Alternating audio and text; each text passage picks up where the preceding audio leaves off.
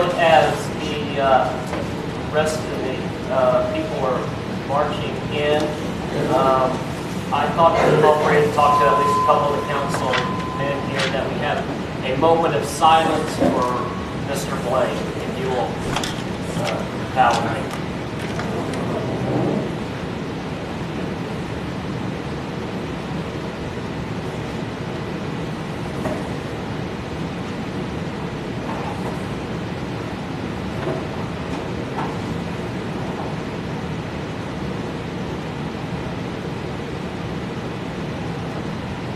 I'd like to thank each and every one of you for joining us here today. We do appreciate the passion that you all have for this community, Walker City. Before I hand it over to our city manager for a second, and he will give a briefing of what we will be discussing about today, I just want to let everyone here know that this city council appreciates all of your comments and your questions, because quite frankly, maybe in a week's time, this will be brought before their desk, and they would probably all agree here that this is just a hard decision, and we need input from every angle. So this council will be here listening intently to everything that you have to say, taking everything into consideration. So that next week, before they give their vote, if it does come to vote next week, they can hopefully with a clear conscience vote in the direction that they are led. With that, I'm going to hand the microphone over to our city manager, and he'll give a brief description of what is being proposed. After that, Sandy will call you up. We will have a 5-minute time limit per individual. You have a timer, Miss Sandy? She will alert you if you're at your 5-minute mark. At that time, simply finish your statement or your question, and whoever you're addressing to will answer it at that time. We plan to dismiss at 7:30 today. Hand it over to our city manager, Larry Woolley.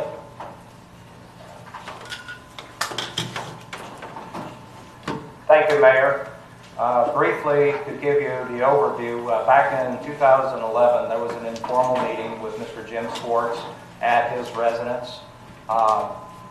At the meeting was Dan Dalbert, who is here tonight, the mayor, Mr. Swartz, and myself. During the informal meeting, there was some talk about the closure of West Street, an issue that has been with Mr. Swartz for several years. We had informed Mr. Swartz that there needed to be some type of a swap or whatever you would call it, as we felt that any particular street here in town did have a value.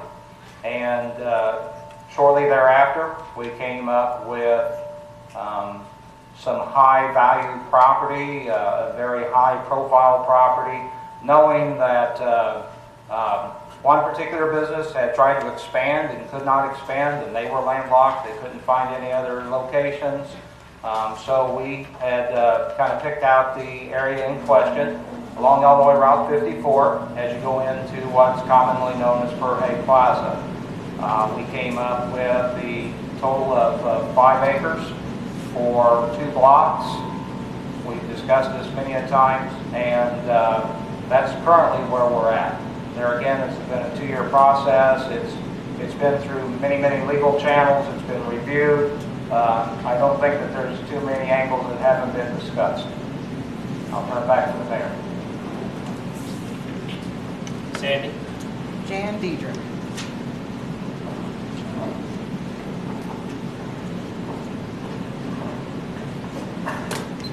Hi.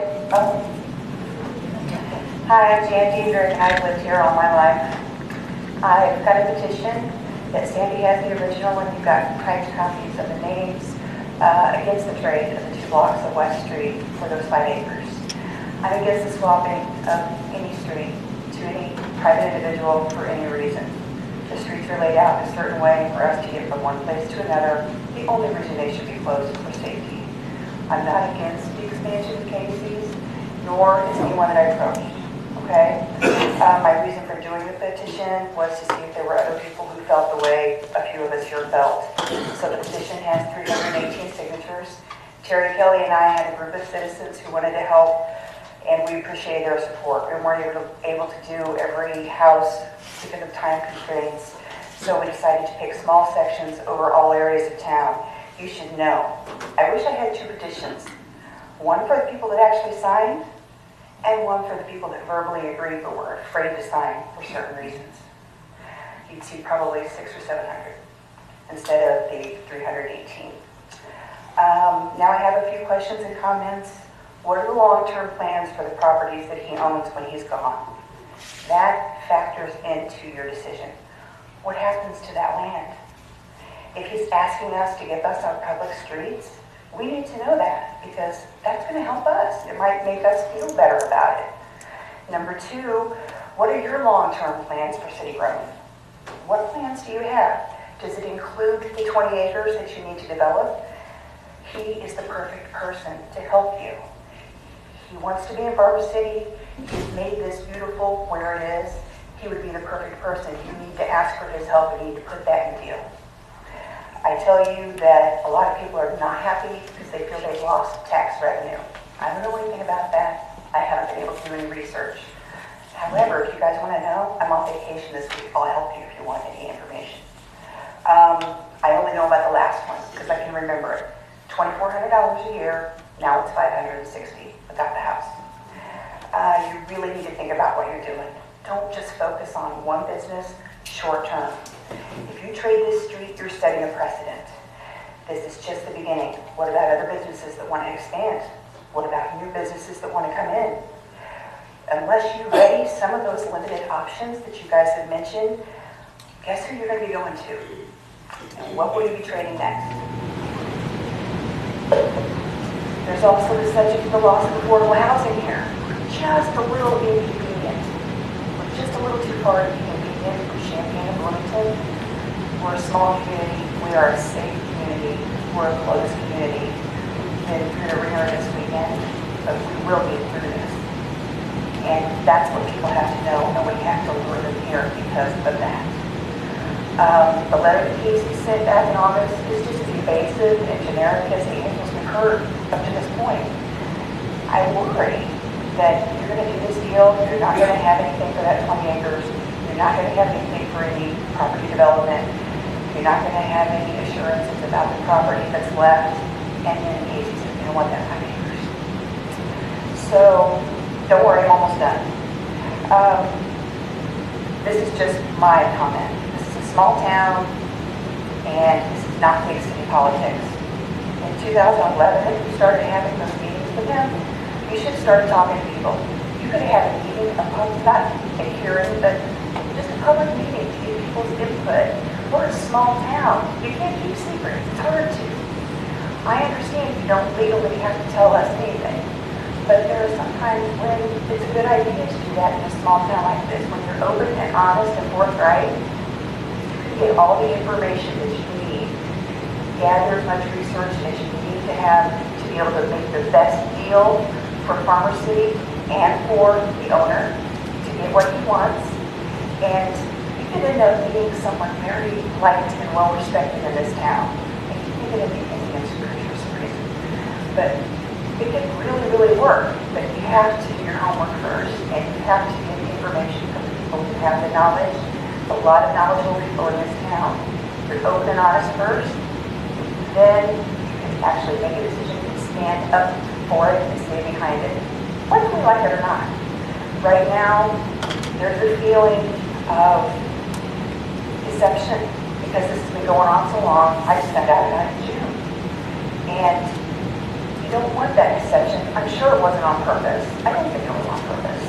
But as long as you can get out in front of something and say what you need to say, and then give us our chance to say what we need to say, make a decision, and stand behind it. Please, if you don't have answers to some of these other questions that I have skipped, if you don't have guarantees for the preservation and possible growth of Farmer City, please table this until you get more information and postpone your vote. Thank you. Thank you very much. On your first question, I couldn't possibly give you an answer. If someone in this building would like to address that question, I would encourage them to do so. I can't speak for Mr. Schwartz on his long-term plans. I think that is a very valid question. I think it's a question that we have briefly tried to discuss and try to get some information out, but they would have to answer that. On your second part of the question, what is the long-term plans for Farmer City? I would challenge anyone to help us with that, because I got to tell you right now, I'm scared for Farmer City based on some of the stuff that you said. We've lost houses, we've lost income, taxable revenue. The value of the homes are depreciating. Business are stagnated. Every year we face cuts. And I mean, look, did we cut 200,000 last year? You know, next year it'll hurt. The year after that it will hurt. I think that Farmer City needs economic development.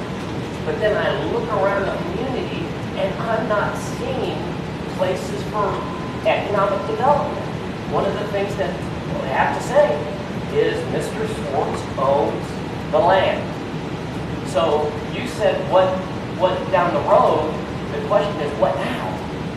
What do we do now for expansion? Casey's responded a letter to you, and I believe they said that they want to expand, but they haven't found that place.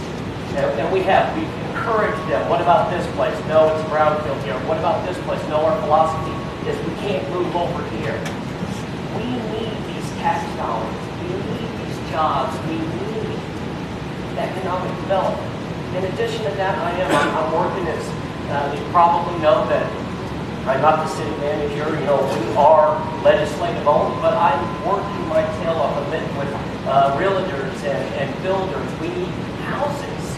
We need new development in this community. If we don't have this tomorrow, it's going to hurt. I mean, where's our football? We don't have the families. Feedback. There you go. I'm getting feedback from the audience. I don't know if that answered your question. On that, ma'am, if you don't mind, I need to move to someone else. Does anyone else want to address?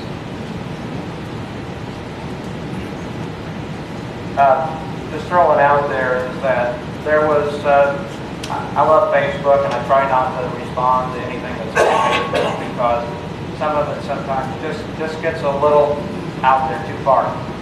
But when we were looking, we were not, this was not specific for Casey's, just so you know that. I don't know how that ever got started, but this was not specific for Casey's. We were trying to get 5 acres that we could bring somebody in because we already had a Casey's. And so I was talking to Pilot. I talked to several different businesses trying to get new growth here in Farmer City. But with that, please keep in mind that the Casey's building where we're currently at, that is prime real estate.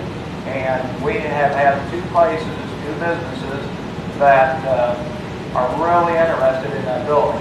So should the city move forward, should there be a new Casey's built, there will be something located in the 400 block of South Main, another new business. So we would expand with one, that'll be a 24-hour business, 7 days a week, more jobs, more tax dollars, and then a second business that will come along with that, not affiliated with Casey's, but they would purchase that building and move in after renovations. So you have to keep that in mind. And I will let you know that that's a pharmacy. It's something that we thought that Farmer City is, you know, I'm getting older, my dad's old, we need a pharmacy in this town, and there's a prime location to put a pharmacy. So that's something that, you know, we thought was needed. We shopped all over to find a location for a pharmacy, and they went along Route 54. There's not a lot of places along Route 54, we all know that. And so this would be an added bonus. Sandy. Ed Warren.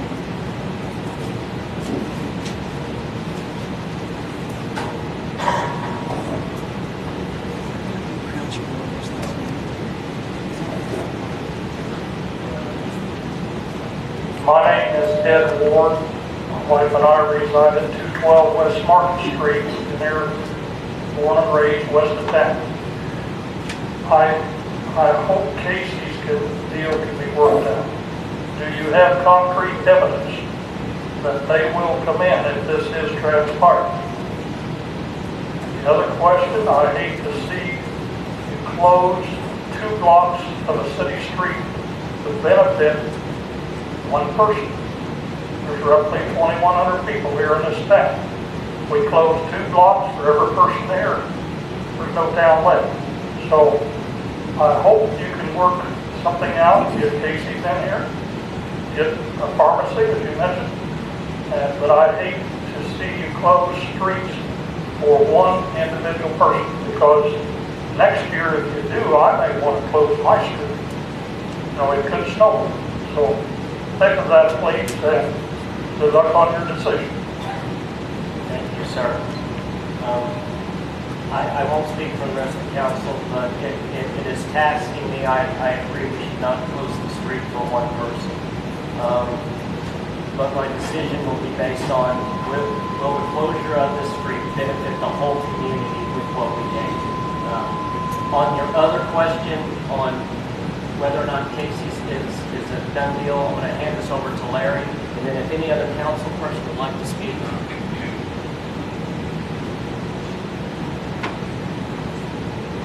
After we got rolling on this, obviously we needed to know what 5 acres of land was worth. It's awfully hard to put a dollar value on the street. Sentimental values, usage values, but a dollar figure is hard to come by. We did have the 5 acres appraised that Mr. Schwartz currently owns. At that point in time, I notified the council how much that land was worth. Casey's has offered to pay full face value of the appraisal for that land. So to answer your question, Mr. Warren, Casey's is very interested in coming to Farmer City and building a new facility. Any other council? Sam? Steve O'Brien.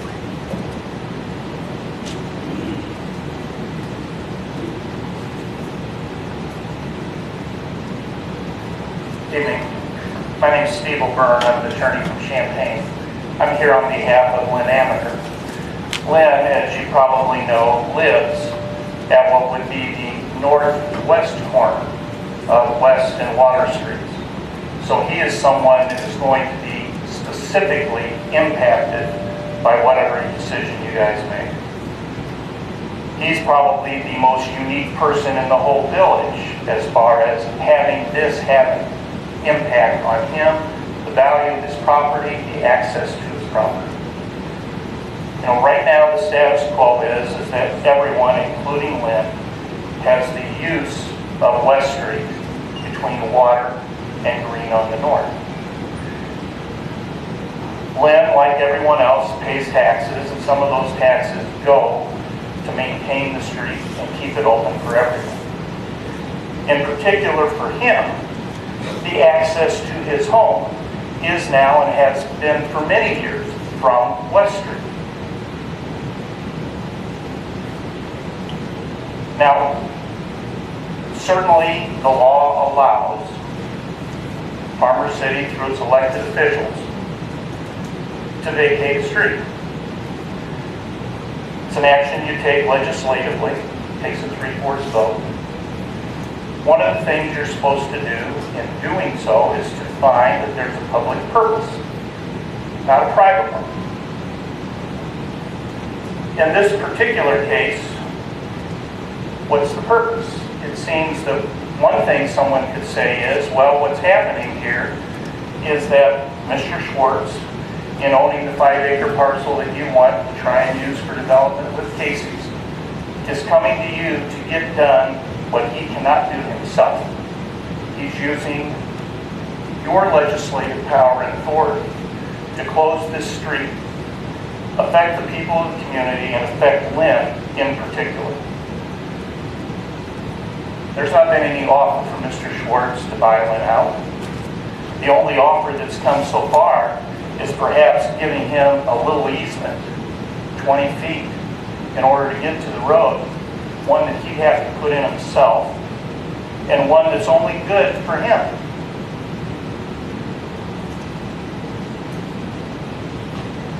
You know, the general rule, when a street's typically vacated by a governmental body, is that the vacated land goes to the abutting landowners.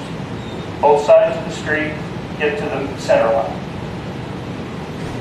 Again, that's not what appears to be Mr. Schwartz's plan. He wants it to go all the way over to Lynn's property line. Now, I don't know if you've seen aerials or not, but you know, this plat was done back in the 1870s. When it was done, compared to some other areas, the road's a little bit wider, at least the roadway was set up at 70 feet when some other plats were 49 and a half.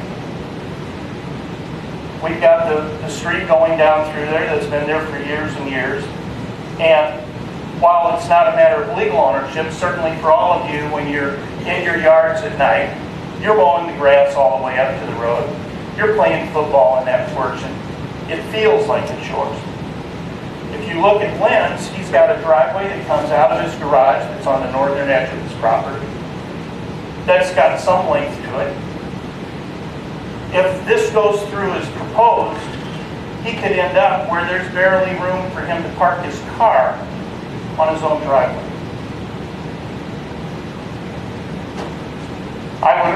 Under the statute, you can dictate. If you decide you're going to vacate, you can dictate the terms. One of the things you can do is you can say, we're going to set things up where Lynn ends up with half of this roadway.